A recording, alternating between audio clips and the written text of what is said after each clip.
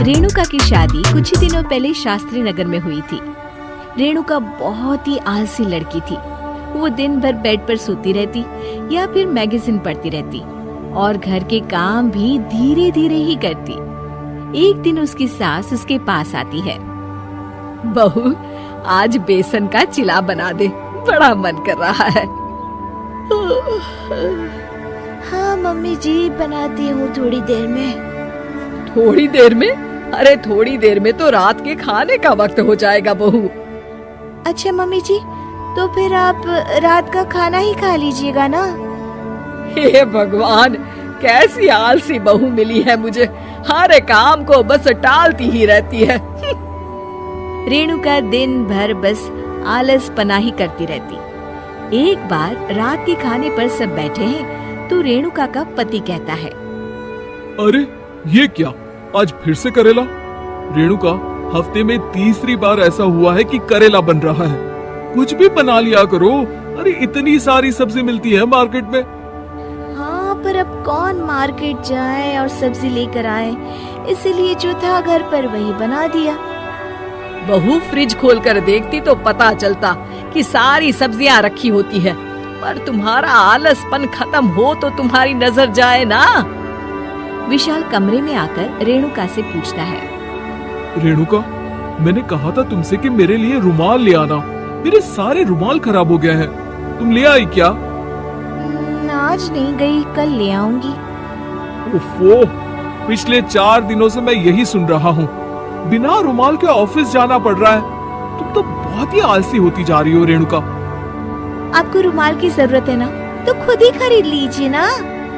हाँ, अब वही करूँगा। तुम्हारे भरोसे बैठा रहा तो कुछ नहीं होगा।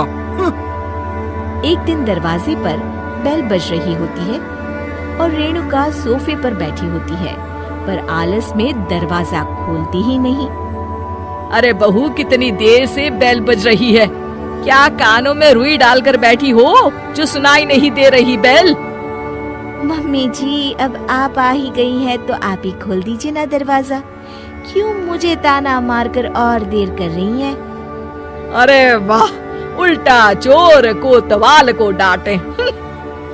सास दरवाजा खोलती है तो उसकी पड़ोसन दरवाजे पर खड़ी होती है। दरवाजा खोलने में इतनी देर क्यों हो गई? सब सो गए थे क्या? और ये भी कोई वक्त है क्या सोने का? हाँ?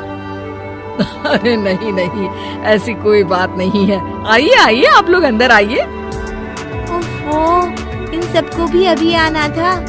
अब मम्मी जी लगा देंगी मेरी ड्यूटी किचन में। बहू, पकोड़े तल दे। बहू, चाय बना दे। अरे बहू, सो गई क्या? कब से आवाज दे रही हूँ, जा चाय बना कर लिया। हाँ मम्मी जी, अभी जाती हूँ थोड़ी देर में। सास रेणुका को आंख दिखाती है।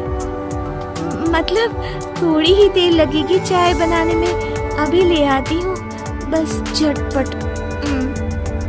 रेणुका रसोई में जाती है और इसी आलसीपन में वो चीनी की जगह नमक डाल देती है। जैसे ही सब चाय का घूंट भरते हैं, चाय थूक देते हैं। थू थू थू थू, ये कैसी चाय बनाई है तूने रेणुका? इसमें तो सारा नमक भरा है। हाँ, और ये पकोड़े, इसमें इतनी मिर्च है कि मेरी तो हालत ही खराब हो गई खाकर। और रेणु जी, आपकी खातिरदारी में पहले तो कभी कोई कमी नहीं रहती थी, पर जब से आपकी ये बहू आई है ना, मामला कुछ गड़बड़ा सा गया है। हाँ हाँ, जहाँ आप इतनी एक्टिव हैं, वहीं आपकी बहू एकदम आलसी, एकदम राम मिलाई जोड़ी लगती है।